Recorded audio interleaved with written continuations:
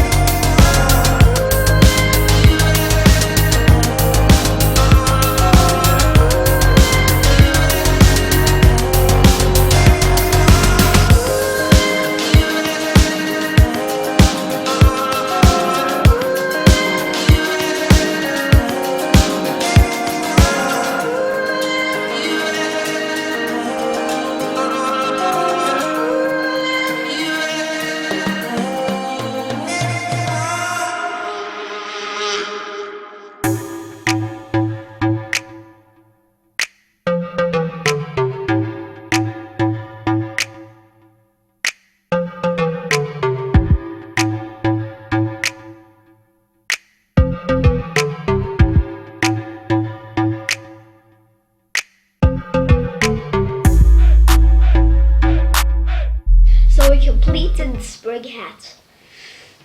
So now it's spring hat day on Friday. We're gonna go ahead. Let's hope I win. Let's hope I win. Okay, let's go.